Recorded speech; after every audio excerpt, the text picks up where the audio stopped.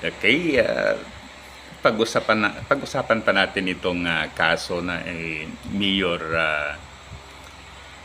Alicia Go ng Bamban dito sa Tarlac.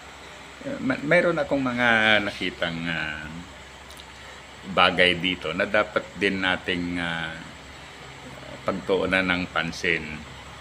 Okay? So, sa mga sinasabi niya noong siya ay in-interview sa Senado, para makikita natin na talagang may kaya sila sa buhay. Dahil sila ay, o yung kanyang magulang ay negosyante. Okay. So, yan. Kung minsan, actually, naiinggit ako sa mga Chino pag ang pinag-usapan ay negosyo. Kasi, yung kinikwento nila, yung naririnig kong kwento ay, ang mga Chino dito sa Pilipinas ay nagtutulungan pag ang pinag-usapan ay negosyo. Okay? Pero tayong mga Pilipino, actually, hindi ganon yung pan natin, yung nature natin, mga Pilipino, with regard sa business. In fact, nagsisiraan pa nga.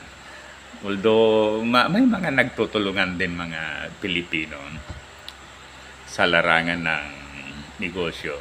Balik tayo dito sa mga kay Mayor Alicia.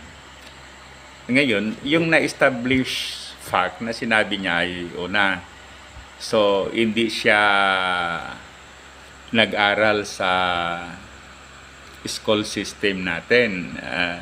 Siya ay nag-aral lang o tinuturuan lang ng isang tutor sa kanilang bahay. Okay? Ngayon, parang hindi kapanipaniwala ito dahil may kaya yan. Then, sa palagay ko, dapat siyang pag-aralin sa mga school. Hindi naman mahirap yon dahil dito sa Pilipinas, may mga school para sa mga Chino, sa mga Chinese Filipino. Sa Dagupan noon, malapit, yung tirahan naman ay malapit sa Universal School. Okay? So, yan ay paaralan ng mga Chinese.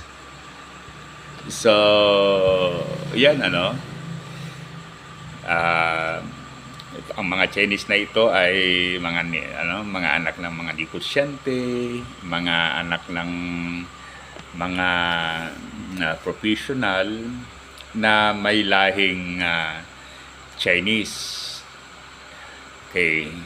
So, ganon. Siyempre, sa mga school na ito, ang mga subject matters ay may link sa China sa mga Chinese people, but at the same time may link din sa Pilipinas. Siyempre dapat din silang may mga subject din na itinuturo sa kanila para mabuo yung kanilang pagka-Pilipino, yung kanilang loyalty ay sa Pilipinas. So, yun ang na-observe ko noon, Okay. Kasi, siyempre, just like any other private schools sa Pilipinas, under yan sa DepEd. Okay. Pagkatapos siguro sa higher up, sa college and universities, sa CHED. So, hindi ako masyadong kwan doon familiar. But then, siyempre, nasa Pilipinas sila, nasa ilalim sila ng whatever laws and regulation ng government. Okay. Ngayon, hindi ka panipaniwala na mag-home school na lang yan. Siyempre, pag halimbawa, iisa lang yung teacher niya sa lahat ng subject. Para pang biyan yung competence noong teacher niya na sinasabi na si teacher Jovelyn or Robelin, I cannot exactly remember, ay maituro lahat yon mga subject areas. Okay, so imagine tutor, napakayaman mong tao, then tutor. Okay, kaya it's very questionable. Ngayon, going back doon sa kanyang late registration para sa kanyang birth certificate,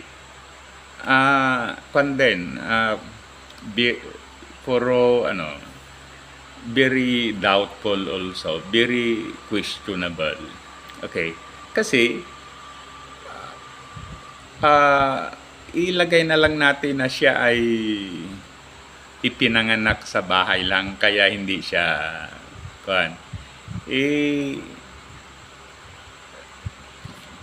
dahil nasabi natin na may kaya, malamang talagang i-re-register nila kaagad yan. Okay, kasi halimbawa mag-aral siya or may gagawin niyang something o pupunta ng ibang bansa, then kailangan yung birth certificate. Ngayon, how come na siya ay nagpa-register sa kanyang 17th year? Okay. At dito sa Pilipinas, kung minsan, may mga late registration. Okay, so alimbawa, yung ang pamilya ay nakatira sa mga very remote areas, sa mga mountains, sabi natin na medyo mahirap yung pagpunta sa bayan kung saan siya ay i-register. Then, kung minsan hindi na lang siya na-re-register. But that was long time ago. Yung mga 17th, 60s, 80s. So posible yan. Okay, dahil nga malayo, so pagkatapos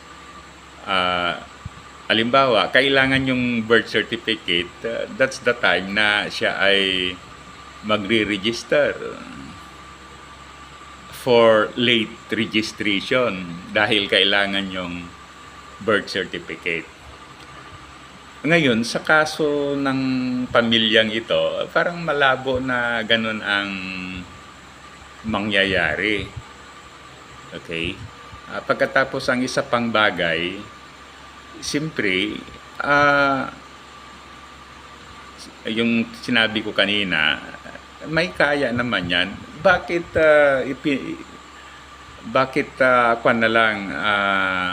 okay sila na ipanganak na lang sa bahay?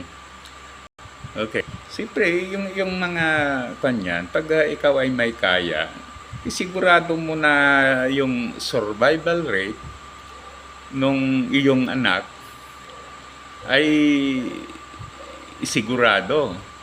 Okay, kasi sa bahay, halimbawa, something happen, siyempre, walang mga gamit, walang mga doctor na talagang alam yung gagawin. Kaya ang the best way sa kanila, dalhin sa hospital. Okay. Kaya yun ang mga bagay-bagay na dapat natin na pag-isipan. Kaya sa palagay ko, talagang there is something wrong o talagang very questionable yung pagka-Pilipino ng mayor na ito. Okay? At saka, isa pa, although marami pang mga aspekto na dapat natin tignan, itong negosyo nila na hog raising. Okay? Ngayon, hog raising, sabi natin na may additional negosyo, yet makabili siya ng mga mamahaling sasakyan, makabili siya ng helicopter. Talagang unbelievable. Kaya, siyempre, dahil unbelievable, out of reality, dapat imbestigahan ng maigi yan ng ating government. Who knows na hindi lang siya ang itinanim ng Chinese government dito sa Pilipinas para mapasok ang ating political system. Okay, so muli, thank you. Sana i-like at saka subscribe sa ating YouTube channel. Mabuhay tayong mga Pilipino.